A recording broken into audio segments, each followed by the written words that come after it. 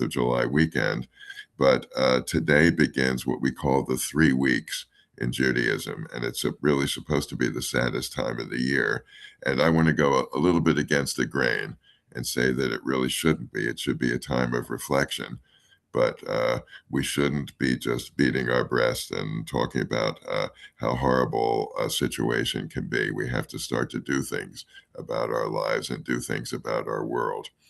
So today in the Hebrew calendar is the 17th day of Tammuz, the month of Tammuz, and it is the commemoration of the destruction of the temple in Jerusalem. It is said that the walls of Jerusalem were breached on that day in the year 586 BC, and by the Babylonians. And 3 weeks later, on the 9th day of the month of Av, which we call Tisha B'Av, the temple was destroyed, and the great exodus of the Hebrew population was thrown out of Israel, went to Babylon and Egypt and the like. And then a second temple was built later on when the Hebrews were allowed back into the land of Israel, and that too was destroyed by the Romans. But we'll get back into that in a little while. Meanwhile, this entire summer, we are reading from the book of Numbers, which we call Bamidbar in Hebrew. And Numbers basically, among other things, establishes a turning point in the history of the Hebrew nation. And that is, after leaving Egypt and being prepared to go from slavery to freedom, something got in the way. And what got in the way was a mentality of not following the commandments, not being moral, not being good to one another. We have in that book, in the book of Bamidbar, the book of Numbers, we have many incidences that sort of waylay us away from getting to the promised land. After all, Bamidbar starts less than 2 years after the exodus from Egypt, and they were right on the brink of entering the land, but it took 38 more years. And before they could enter the land, all of those who were adults when they left Egypt had already died, and a whole new generation entered the land of Israel. And this is because of many reasons, but we have just read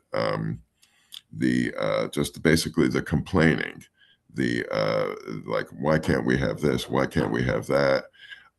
Rebellion against Moses, rebellion against other leaders, and ultimately the report of the spies that we read in the Parsha of Shlach Lecha, which means that the going out of the spies. Spies are sent into the land of Israel. Instead of coming back and talking about what a wonderful country this could be, what a wonderful land this could be, they talk about how we're going to be slaughtered by all these monsters that are there and the like, and there's no way that we can do this. And so Israel is condemned to wander in the wilderness for another 38 years. And it's not until Joshua becomes the leader, and he and Caleb were the only two spies who came back with a positive report about what a wonderful land this would be for us. And that's basically the sad story on that. But let me talk a little bit about how this relates to the 3 weeks that we're about to enter. Today is the first day. Today is what we call a minor fast day. It's a fast day where we don't eat during daylight hours. And then 3 weeks from today, in fact, it's going to be on a Thursday morning, so I won't be with you that morning, is the saddest day of the year, Tisha B'Av, the 9th day of the month of Av, which is a full fast day, 24 hours. And it commemorates the destruction of the temple. So how did all this happen? How did all this come about? We learn mostly from Jeremiah, from one of our great prophets. Jeremiah didn't have to be in the situation he was in. He was really born into a more of a princely class, but he just saw what was going on around him, that people weren't respecting other people. all of the commandments seemed to be broken. And he predicted that unless people changed their ways, unless they were good to each other and good to the land, that the land would be destroyed and they would be thrown out of that land. And he was active during the period of the king of Josiah, and where Josiah loses his monarchy, and things become very, very difficult. And ultimately, the Babylonians come in and destroy the land. They destroy the Holy Temple, and the mass exodus begins. And we are away from that. We're away from the land of Israel for a number of generations, and it's not until years later that they're allowed back in. And then, of course, we have the Romans come and they take over the land. And it is said that the second temple was destroyed, not necessarily uh, because of the conflict with the Romans, but the conflict with each other and the conflict with not welcoming others. And what we have is a lot of zealotry. People are zealous, not so zealous in very specific things. So the Torah says to do this, somebody's not doing it, so let's kill them, that type of thing. And let's not really respect other people. The portion of the Torah that we're reading this week, this Sabbath, is that of Pinchas, somehow also known as Phineas. I believe you might recognize him as that. But Pinchas was the grandson of Aaron, Aaron the priest, and that makes him the great nephew of Moses. So he really came from a real priestly class, and becomes a leader in the wilderness. And what he does what we would consider today, I hope, would be a very dastardly thing. He sees an Israeli man and a Midianite woman cohabitating in front of the temple, making a mockery, and he decides he's going to take the law into his own hands, and he kills them. And so it's really, there's no trial, there's no, even if they may have broken some laws and the like, he takes it upon his own hands. And in a way, he's rewarded by it, because a plague is ended, and he is then given the high priesthood. And he then, from then on, he preaches the priestly blessings, which I think we know in many religions, where God bless you and keep you and draw his countenance upon you and give you peace. He becomes then a lover of peace. And so there's a real controversy over Pinchas, and we talk about a Pinchas problem in our lives. Do we take the law into our own hands? Are we so zealous in our religious beliefs that anybody who isn't perfect in our eyes becomes the enemy? And we see this in anywhere in all religions. We look at it in Christianity, Christian nationalism. We see it in Islam, and unfortunately, we see it in Judaism. What's going on now? Some of the zealots that insist on living in the West Bank, the former Judea and Samaria, saying that God gave us this, and anybody else who lives there is living there illegally. This kind of zealotry is not what God had in mind, which is not part of the Ten Commandments, which is not part of what we're really all about. And we have to fight zealotry wherever we find it. And we have to fight people who, pseudo leaders who basically turn people away from what their God-given abilities are. We're all given the minds, the hearts, the strength to do good in this world. Please stop. To do good in this world, and yet we find ourselves victims of those who will tell us that that maybe the reason that there are problems in this world is it's somebody else's fault. It's that stranger, it's that immigrant, and the like. And that is really what this period is all about. So instead of just being really sad for these weeks, let's think of these 3 weeks as 3 weeks of reflection, 3 weeks of saying how we can do things better, because God gave us all the strength, gave us all the minds, gave us all the inclination to do good in this world. And yes, there are going to be hard times, but let's not blame others for the hard times. Let's make sure let's not blame people that don't have power. Let's not scapegoat others. The word scapegoatism comes into our liturgy over and over and over again, and how important it is for us not necessarily to be like Pinchas, but to be like those who try to heal this world. And we're in a very difficult situation right now as the United States celebrates 250 years. Uh, in a way, it's almost a miracle when you consider of all the things that have happened in our history, how we're still here today. But we still have a lot of things that we need to fix, both in our country and our world. And that's what this whole period is about. That's what these 3 weeks are about. So again, instead of mourning, let's reflect and let's talk about how we can make this a better world. So that's the lesson that we learn from reading the book of Numbers and from reading Jeremiah and in observing these days that leading her up to the ninth day of Av, our saddest day of the year. Let's turn that sad day into one where we resolve to make this earth a better place. Thank you. Hey, yes, sir. Oh my goodness, Rabbi Becker. You talking about some radical stuff here. I love this movement that you are calling us to. Yeah, let's change the narrative. Let's flip the script. Yeah, let us not be the 3 days of mourning. Let's be 3 days of reflection. Yeah. Yeah. Thank you for that message, Rabbi Becker. And you said now you're gonna come back. No, well, I know there's more here. This is good stuff. Come on, y'all. Y'all wanna? I know. I see Judith already ready. I see Imani is already ready.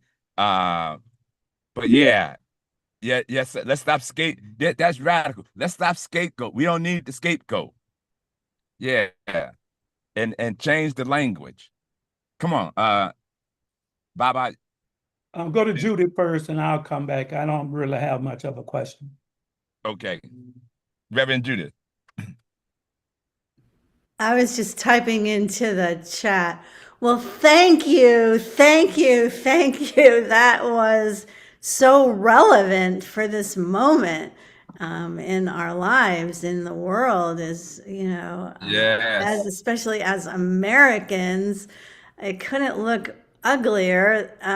So let's just stop complaining and blaming and projecting our issues onto other people and other nations and get our shit together. I think it's a good 3 week period of time. Let's flip the script, like you said.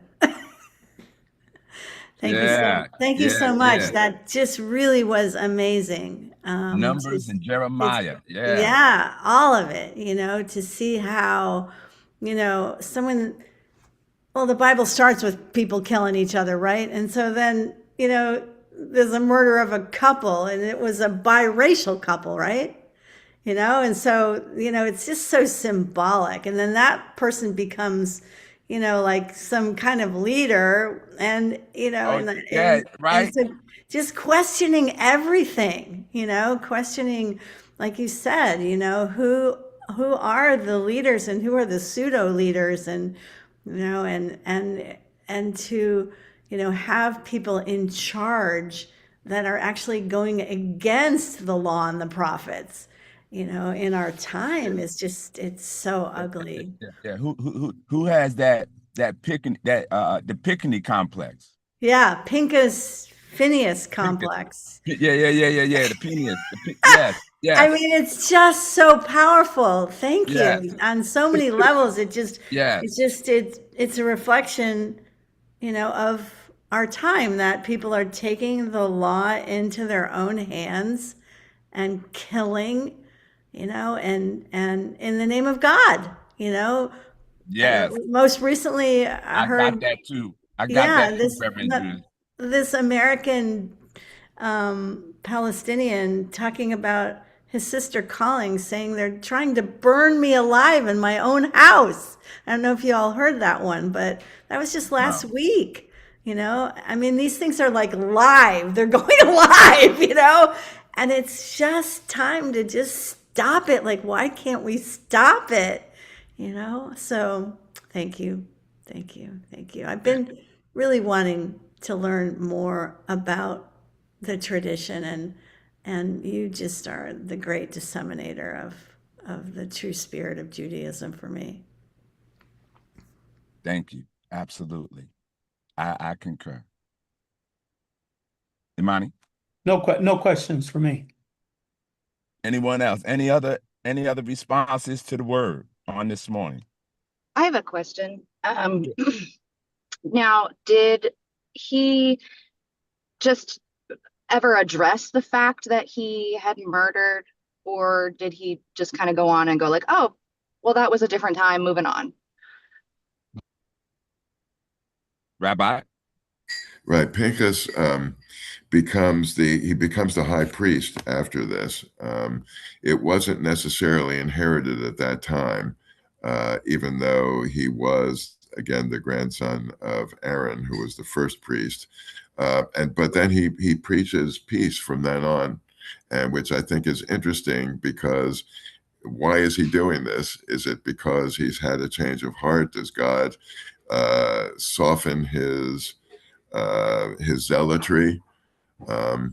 And so he goes on to become a priest, and he does in the land he becomes he goes into the land of Israel with the original settlers who come in from the wilderness. And he's a young man at the time. Again, he's the grandson, so he was a baby, uh, uh, basically born in the wilderness.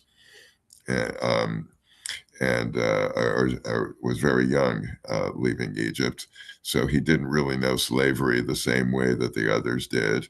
But he becomes the quintessential priest. In fact, the priestly blessing, which is the blessing of peace. Uh, may the Lord again show his countenance upon you and give you peace. And so maybe it's a lesson. Maybe it's that he gave up part of that zealotry in order to become a leader. It's really hard to say. The Bible is very confusing. It's very controversial when you read this, because there was a plague that had taken place at the time that Moses hits the rock, and Moses is is totally frustrated at this point in his leadership, to the point where he's not allowed to even go into the promised land, despite being our greatest prophet. And it's just a very, very difficult period. And there's a great plague that results from this. And yet, after Pinchas does his dirty deed, the plague is lifted. And so maybe peace is the reward for this ultimately. Again, it's very controversial, and I like to see it in that he is basically reformed, even though it's not explicitly said. Sure, thank you. Anyone else? That was a good question. You said something that reminds me of a benediction, and often in these Baptist churches, they say this benediction: may the Lord bless you and keep you, may he make his face shine upon you, may he be gracious unto you and give you peace. And you're telling me that's where that came from this morning. Right, that is the priestly blessing, right? And Pinchas was assigned to give this blessing, and we do it. We say it every week. We say it to our children on the Sabbath. It is said in Christian, as you say, in Christianity as well. And one thing about the Book of Lamentations, Jeremiah's Book of Lamentations, which by the way is very graphic. It's 5 chapters long. It's written in a poetic state, but it ends with hope. It ends with we don't have to be destroyed. If we turn ourselves around, we too can live a good life. And it's not just in Judaism that the Book of Lamentations is chanted as well. I understand that in Christianity it's chanted during Yes. Holy Week, and in the Orthodox Church it is chanted during the 12th hour of the Good Friday service, commemorating the burial of Jesus. So it is Lamentations, despite its graphicness and the fact that it's so graphic and it talks about slaughter and all this, the most horrible, horrible event. It is still something that is said in many faiths, and it is said not just to talk about how horrible things can be, but to talk about how we can build from that, and as you say, change the script for the future. Good stuff. Anyone else? Yes, I just want to say that it was powerful. I think what I work at is one of the things that try to be reinforced, because for so many of my guys, it's that projection on everybody else. It's everybody else. I'm here because of my mom. I'm here because of my father. I'm here because of my co-defendant. So this projection that is always, instead of starting with self, because we're accountable for self. Yes, sir. And and for me is our relationship is the most important thing. That relationship with our Father is the most important thing. Yes, sir. We Yes, sir. cannot allow outside to influence that relationship or jeopardize our salvation. So Yes, that's sir. something that we try to reinforce with my guys, that the Yes, onus is sir. on you. Because regardless of how the world may act or what is going on around us, we go to Jeremiah 29:11, he declared he had a plan for us. Yeah, yeah, yeah, yeah, yeah. So he has that plan. And I try to reinforce that with my guys, instead of projecting everything on everybody else, Yes, sir. that we have to look inside and figure out what is it about us, what allowed us to be in that situation or make that decision, or allow that person to have that kind of influence and power over our life. So just to change the projection, I'm very big Yes, on sir. the self, because I know that's where it starts. We Flip can't it. control what is going on around us in the world, but we can control how we respond to it. Flipping the script. I love it. Brother Jenkins, let me ask you a question. So is it possible that we can have your guys connect in, or could we connect?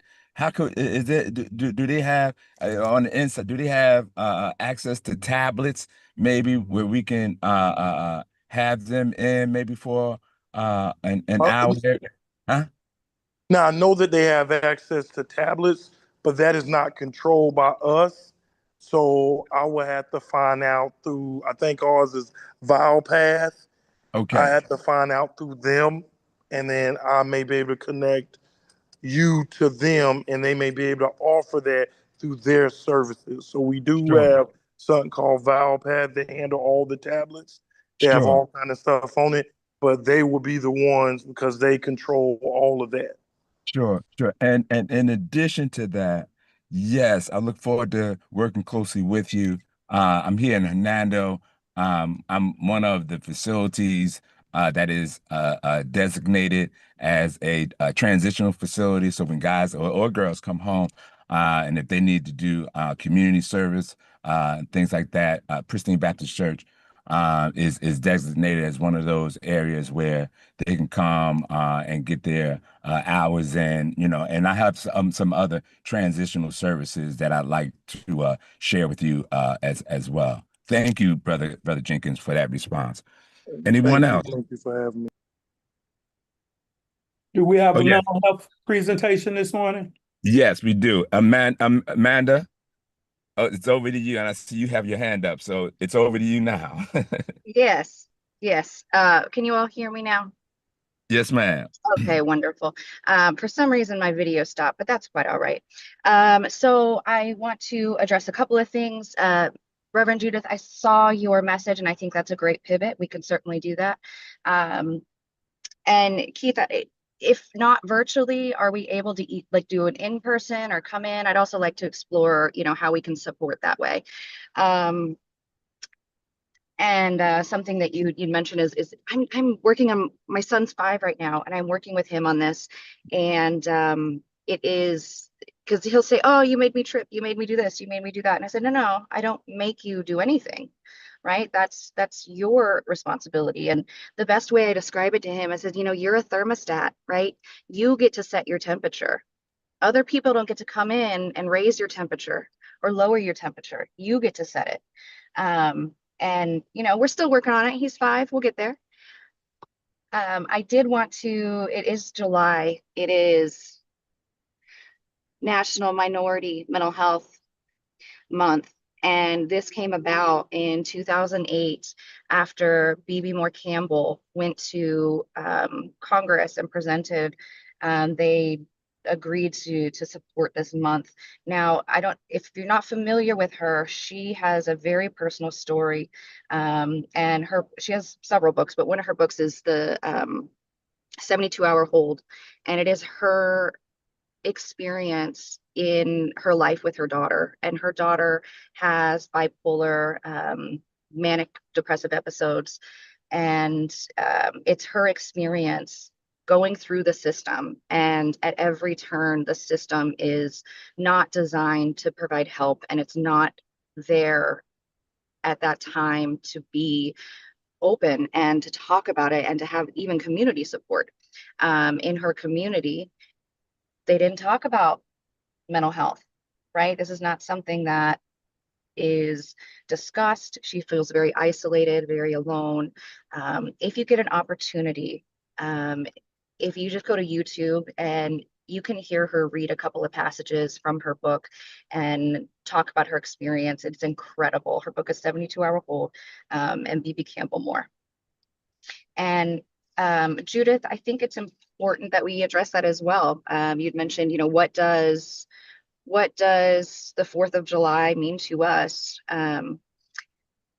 being minorities, being BIPOC? And I think that's important to address. I know that personally myself, I'm having some interesting feelings, right? And that's okay, because things can be both. There can be duality in life. Things are not black and white. We live in the gray. And two opposing thoughts or feelings can exist at the same time. So part of me has pride and excitement about 4th of July, and 250 is a big deal. And part of me is very sad and confused and worried about the status of things as they are, and just allowing time to sit in that and just be with it. It doesn't have to be one or the other. Because part of me feels, well, I feel guilty if I want to go celebrate 4th of July because of everything that's happening, because I don't want it to represent that I support what's currently happening. And it doesn't have to.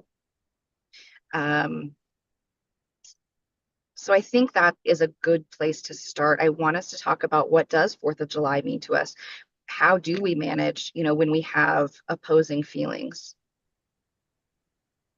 So, the Ketanji Jackson, who's the Supreme Court Justice, she just wrote an opinion on a ruling that Supreme Court just made. I think it's protecting birth rights.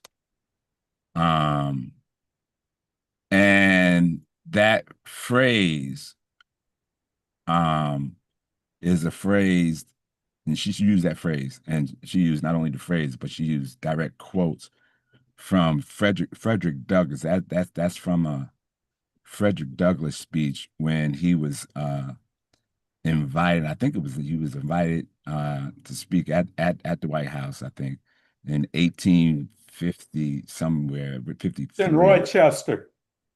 Okay. Yeah, help me out. Help me out here.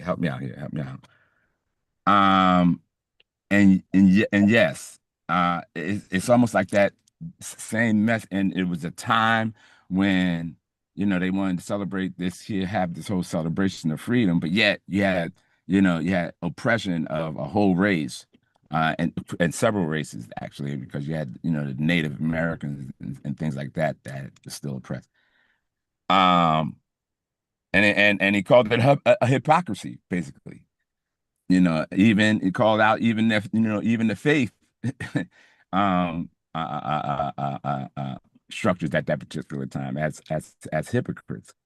And how that message is being used even today, like even after, even 250 years after, you still almost have the same, you're right, the same issues. Right. So, you know, so how do we, you know, we reconcile with two things being the same and occupying the same space, two different things occupying the same space at the same time? And I would say that that is a tightrope walk that one has to kind of like make. But yeah, let's open it up. Anyone else? Well, I think we should celebrate the 250th anniversary, but I think we should celebrate it by studying our history, really studying our history and not whitewashing it.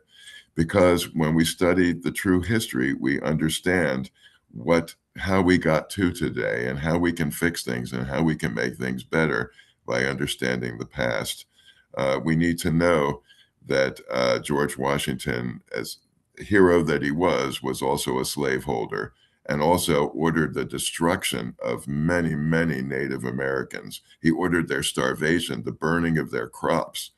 And it's something that we have to come to grips with. If we just whitewash it and just say that, oh, we don't want to be embarrassed by what we did before, we'll just go on and continue to repeat it. And so it's really important to celebrate our heritage, but all of our heritage, to understand what we've done right, but also the really horrible things that we've done wrong, and make sure that they don't get repeated in the future.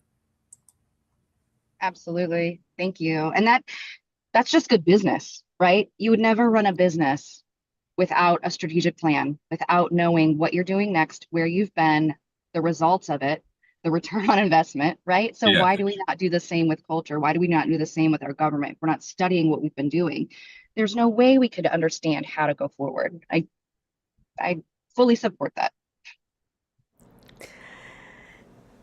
And I just want to say, Amanda, thank you for that, Yeah. you know, realization that we can have positive feelings and negative thoughts at the same time, you know, that we can celebrate. I love this land. I love the critters in my backyard. Like, I saw my first coyote in South Carolina the other day in my backyard, and I see deer all the time. I'm feeding a little baby raccoon family. I mean, this country is beautiful.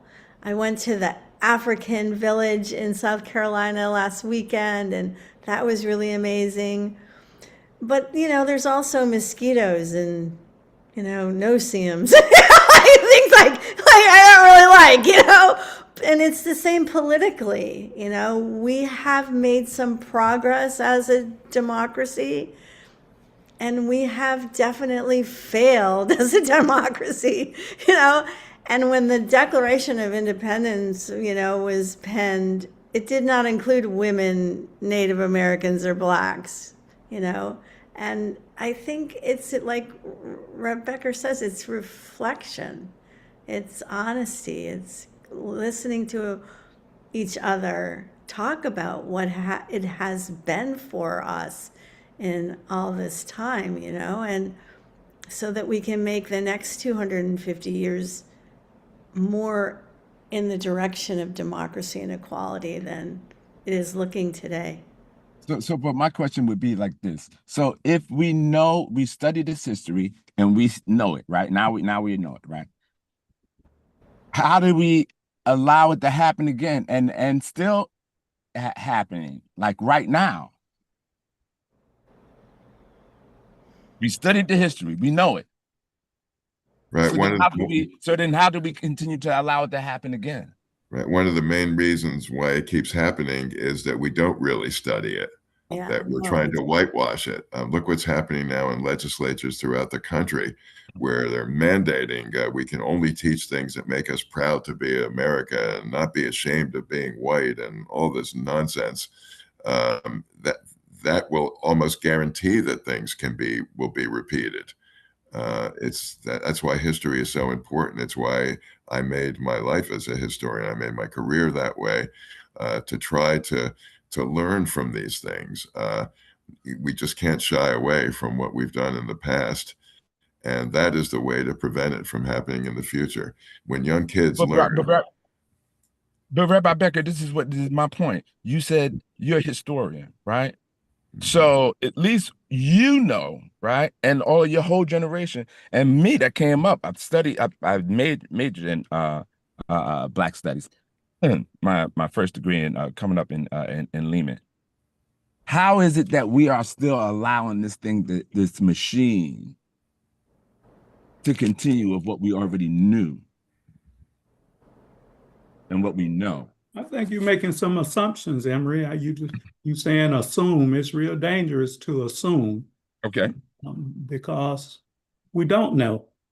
Some of us know some of it, but not all of it. And as long as we depend on those individuals who control information to be our teachers, we will continue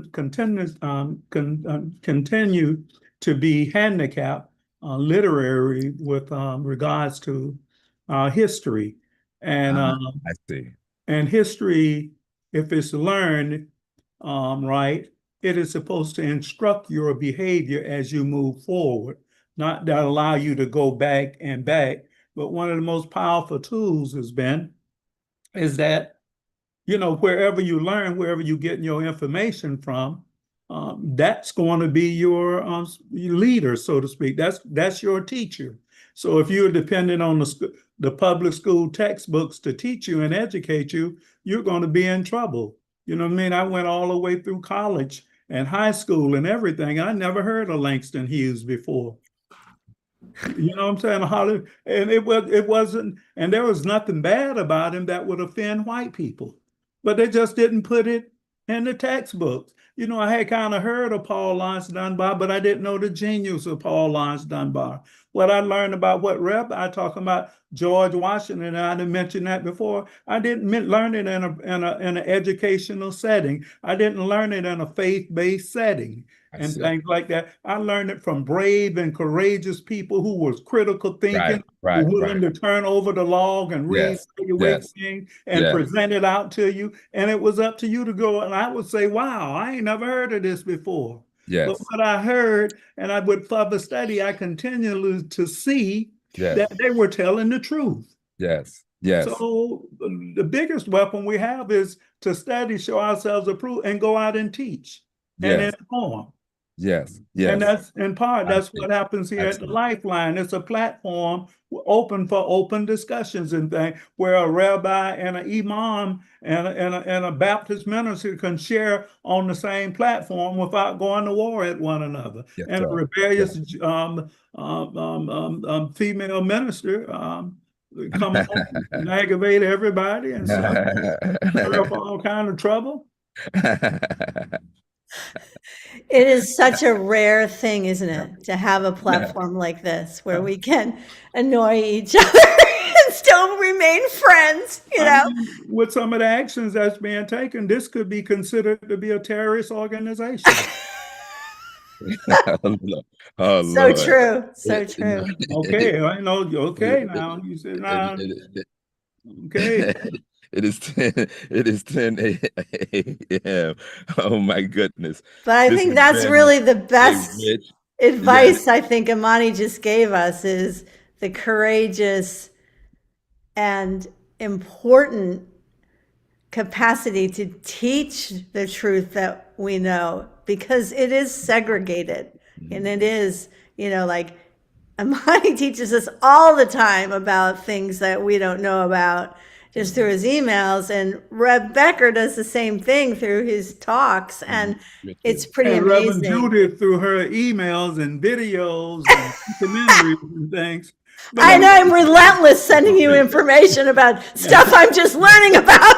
You took the crown from me. But let me say this though, Emory, in closing.